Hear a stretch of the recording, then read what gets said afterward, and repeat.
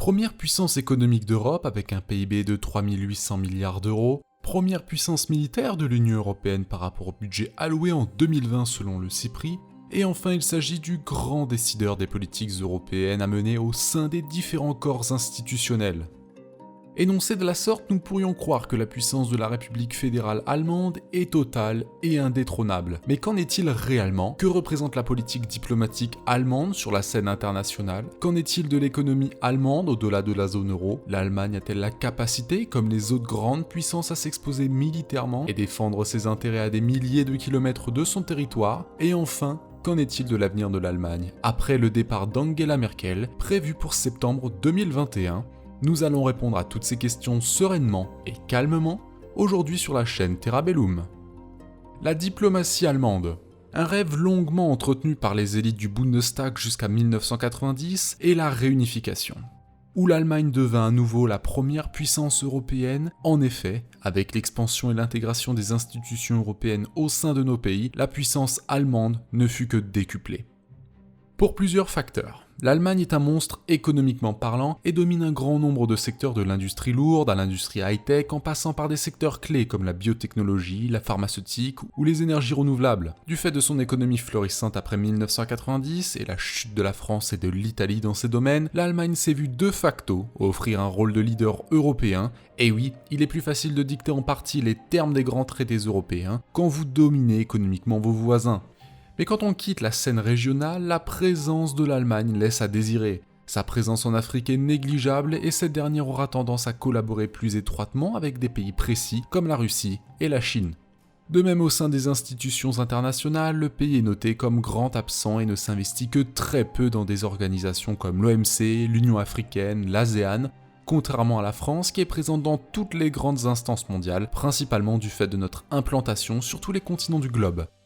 On peut noter un projet en suspens et qui ne verra probablement jamais le jour pour des raisons géopolitiques évidentes. L'Allemagne souhaite accéder au Conseil de sécurité de l'ONU en fusionnant un siège avec la France pour ensuite laisser ce siège à l'Union européenne. Alors nous vous rassurons, ce projet n'aura jamais lieu, la Chine, la Russie, les États-Unis et le Royaume-Uni s'y opposeraient pour des raisons de balance du pouvoir. Un monstre économique. Pour certains, elle profite des politiques de l'Union européenne, de la compétitivité de ses entreprises mieux ancrées dans le système de la zone euro et plus largement de la valeur de la monnaie qui empêche les autres pays comme la France à dévaluer pour être plus compétitifs.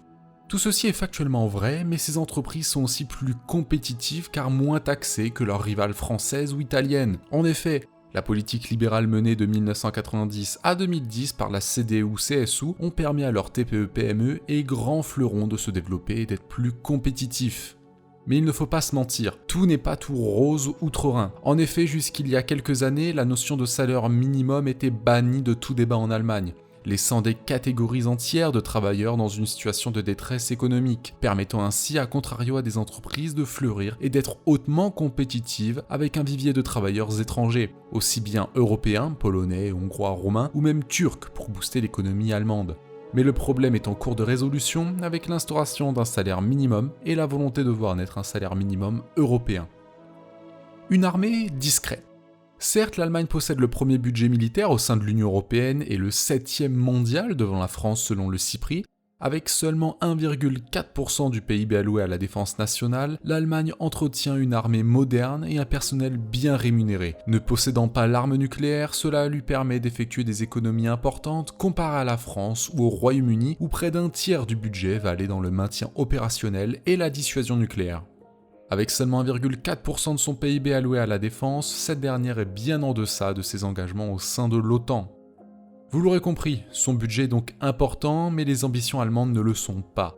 En effet, les Allemands n'entretiennent aucune volonté d'intervention militaire en dehors du continent européen, principalement pour des raisons politiques. Après la Seconde Guerre mondiale, ces derniers ne souhaitent pas renouer avec leur passé belliciste et préfèrent faire du business des armes, bien plus rentable comme la vente de sous-marins à la Grèce et à la Turquie. L'intervention militaire est en effet laissée à la France qui doit se charger du continent africain, avec au mieux le soutien moral allemand. L'avenir après Merkel. La CDU est le parti le plus populaire d'Allemagne et son chef a de fortes chances de devenir le prochain chancelier du pays après les élections générales du 26 septembre. En 2018, Merkel a démissionné de son poste de chef au sein de la CDU et a annoncé en effet qu'elle ne briguerait pas un autre mandat de chancelière en 2021. Selon la tradition de la CDU, le prochain chef du parti devrait également être le candidat à la chancellerie. Mais certains membres du parti remettent en question ce principe qui pourrait ouvrir la porte à des politiciens comme Jens Spahn, le populaire ministre allemand de la Santé, et Markus Söder, le ministre-président de Bavière. La CDU et son parti frère bavarois, l'Union chrétienne sociale, CSU, décideront de leur candidat co-chancelier d'ici mi-2021. Les sondages d'opinion suggèrent que les élections générales de septembre aboutiront à un Bundestag fragmenté et à des négociations complexes pour former un gouvernement de coalition. L'orientation idéologique du candidat CDU influencera ces négociations. Les sondages évaluent actuellement la CDU-CSU à 36%, suivi des Verts à 20%, et le Parti social-démocrate, SPD, de centre-gauche à 14%. Après les élections générales allemandes de 2013, il a fallu près de 3 mois pour former un gouvernement de coalition entre la CDU et le SPD, et après les élections générales de 2017, il a fallu près de 6 mois pour former un gouvernement de coalition, la CDU formant finalement une autre coalition avec le SPD après que ces négociations, pour en former une avec les Verts et le Parti libre-démocrate, n'aient pas abouti à un accord. Les sondages d'opinion suggèrent qu'une coalition de partis de centre-gauche, comme le SPD, les Verts et la gauche, est actuellement improbable, mais un candidat impopulaire à la chancellerie de la CDU pourrait améliorer les chances que le centre-gauche forme une coalition pour exclure la CDU. Un gouvernement de centre-gauche serait plus disposé à augmenter les dépenses publiques et à approfondir l'intégration financière dans la zone euro. La CDU soutient largement l'Union européenne, mais si Merz devient chancelier, son scepticisme quant à une intégration plus poussée de la zone euro et ses opinions conservatrices en matière de politique budgétaire pourraient rendre la coopération avec le bloc plus difficile. Au cours de ses 16 années au pouvoir, Merkel a mis la CDU conservatrice au centre par des mesures telles que l'introduction d'un salaire minimum, la promotion de politiques respectueuses de l'environnement, l'ouverture des frontières de l'Allemagne à environ 1 million de demandeurs d'asile syriens et la suspension temporaire de la politique budgétaire du Black Zero pour permettre une augmentation des dépenses publiques.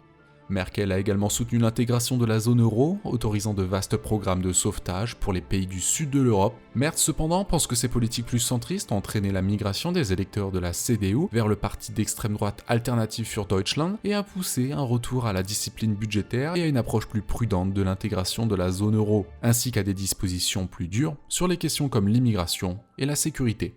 Pour conclure, cela fait presque 10 ans que la CDU-CSU se maintient au pouvoir de manière in extremis, par un jeu d'alliance avec des partis pouvant être opposés à de grands pans de la politique économique et sociale menée par la CDU-CSU, mais aussi 2, par la capacité de Merkel à jouer de ces alliances dans une période où tous les partis de gouvernement, comme les Verts ou le SPD, cherchent leurs racines politiques et se tirent dans les pieds dans le but de renforcer leurs positions respectives. Après Merkel et ses talents politiques sur la scène nationale et régionale, il est fort probable que le pays se trouve dans une traversée du désert, aussi bien politique que diplomatique, traversée entamée il y a déjà près d'une décennie.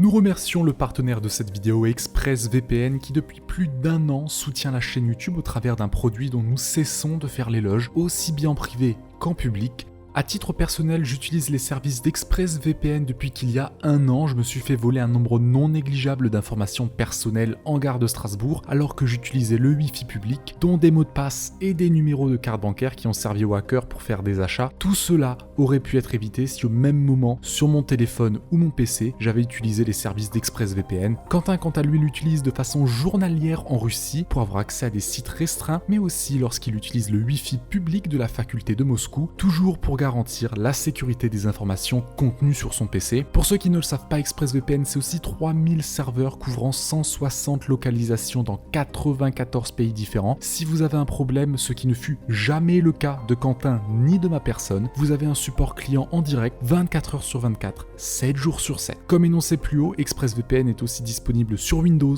Mac, iOS, Android, Linux ou bien même vos consoles, vous permettant au passage d'avoir accès à un grand catalogue de films et de séries sur vos plateformes de streaming, dont les sorties populaires sur le Netflix américain pour les fans de VO. Vous pouvez regarder des films exclusifs à des géolocalisations autrement inaccessibles, que ce soit des documentaires, des films, des blockbusters ou bien même des animés. Étant donné qu'ils apprécient grandement la chaîne Terabellum, ExpressVPN vous offre 3 mois d'abonnement gratuit si vous faites le choix de prendre un abonnement 12 mois, ce qui vous fait 15 mois de VPN pour la modique somme de 6 € par mois. Et si vous n'êtes pas satisfait, mais je vous garantis que vous le serez, vous avez 30 jours pour annuler votre abonnement. Faites confiance à ExpressVPN, le VPN de la chaîne Terra Bellum.